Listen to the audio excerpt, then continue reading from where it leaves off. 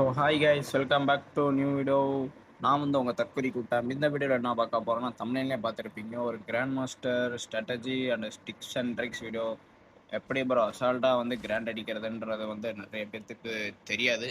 நான் வந்து இதில் வந்து கிளியராக சொல்கிறேன், இந்த கிராண்ட் மாஸ்டர் எப்படி போகிறது, எப்படி ப்ரோ இந்த ஸ்கில்லு எல்லாம் என்னமோ பூச்சியெல்லாம் விட்டடிக்கிறாங்க அப்படிலாம் நிறையா இருக்குது. நானும் பார்த்துருக்கேன்.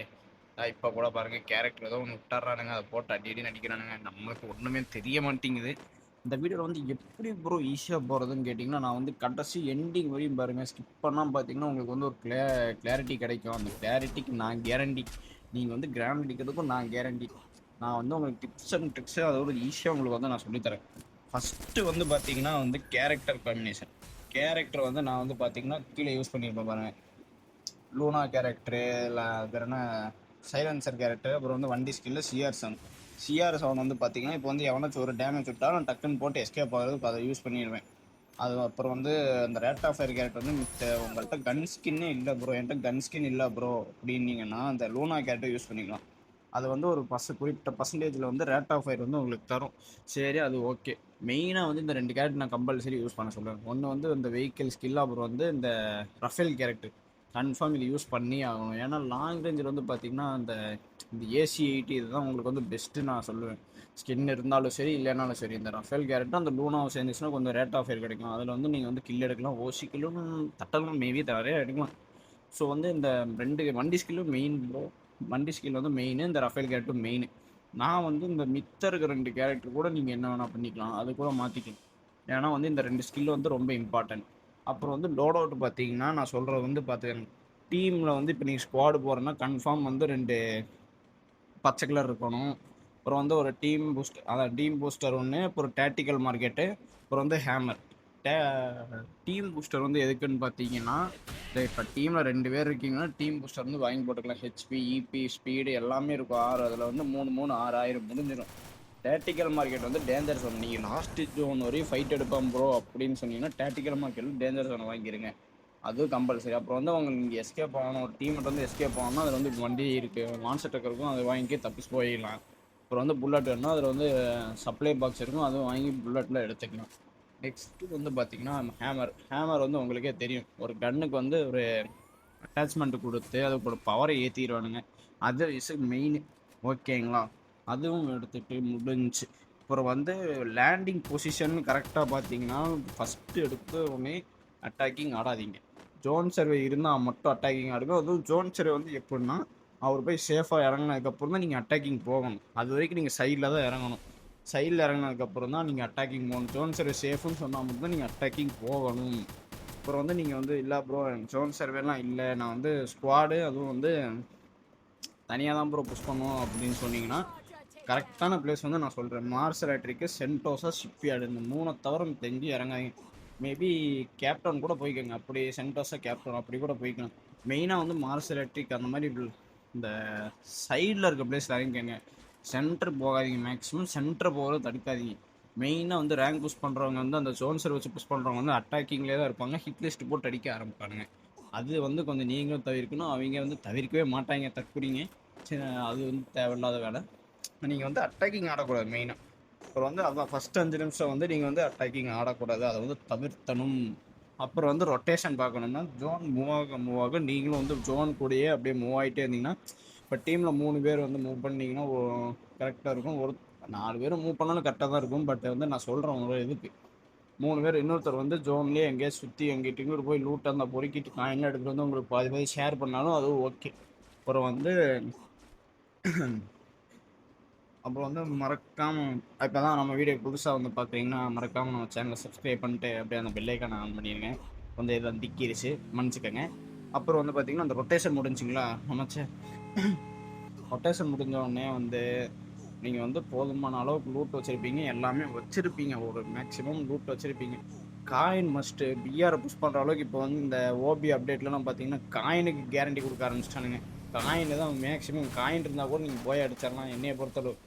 காயின் இல்லைன்னா ஒன்றுமே பண்ண முடியாது. தான் சொன்ன மாதிரி டேக்டிக்கல் மார்க்கெட்டு, இந்த அதில் வந்து டேஞ்சர் ஜோன் வாங்கி போகிறேன். நான் இது வரைக்கும் டேக்டிக்கல் மார்க்கெட் யூஸ் பண்ணி டேஞ்சர் ஜோன் போட்டால் நான் சாக மாட்டேன், அவங்க போட்டால் நான் சேர்த்து போயிடுறேன். இது என்ன கணக்குன்னு தெரில. ஸோ அதனால் வந்து அதில் வந்து பெனிஃபிட் இருக்குது, அந்த டேமேஜ் கொடுக்கறது. எல்லாமே இருக்குது அதில் பெனிஃபிட்டு.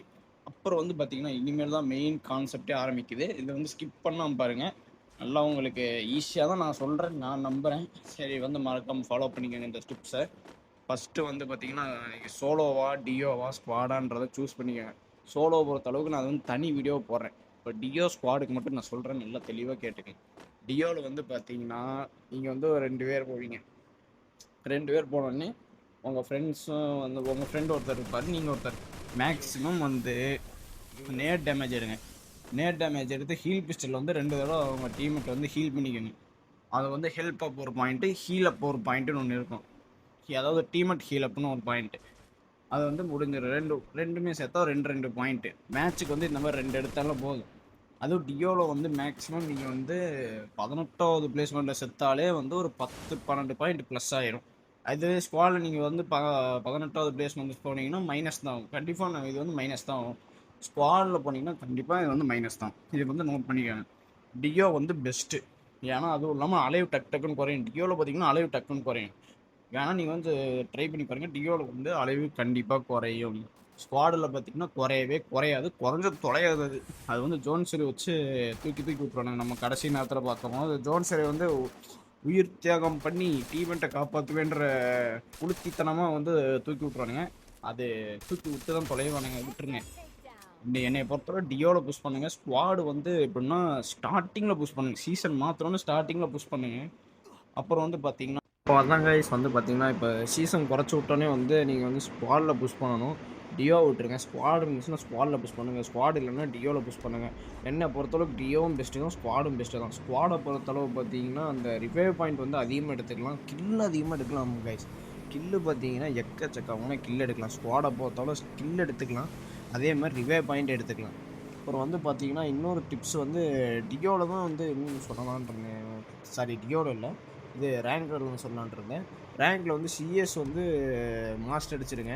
அப்புறம் வந்து நீங்கள் வந்து இப்போ சீசன் ப்ரோ இன்னும் நான் 10,000 பாயிண்ட் அடிக்கல பிஆரில் அப்படின்னா ஈஸியாக அடிச்சிடலாம். நீங்கள் வந்து அப்போ 10,000 பாயிண்ட் அடிக்கலன்னா நீங்கள் டக்குன்னு வந்து அட்டாக்கிங் ஆடுங்க. இந்த டபுள் அக்டார் கிரிக்கெட் போய் அடிச்சு முடிச்சிருங்க. பாயிண்ட் டக்குன்னு எடுக்கணும்னா அந்த உங்களுக்கு என்ன கன்று அந்த மாதிரி க்ளோரி கன் வேணுன்னா க்ளோரி கன்னில் போய் எடுத்து அடிக்கலாம். அட்டாக்கிங் ஆடி 10,000 பாயிண்ட் கொண்டு வந்துடுங்க. இன்னும் நான் இன்னும் அந்த மாதிரி போனது இல்லை ப்ரோ அப்படின்னா 10,000 பாயிண்ட்லாம் கஷ்டம்லாம் கிடையாது, ஈஸி தான். என்னை பொறுத்தவரை 10,000 பாயிண்ட் வந்து ஈஸி தான்.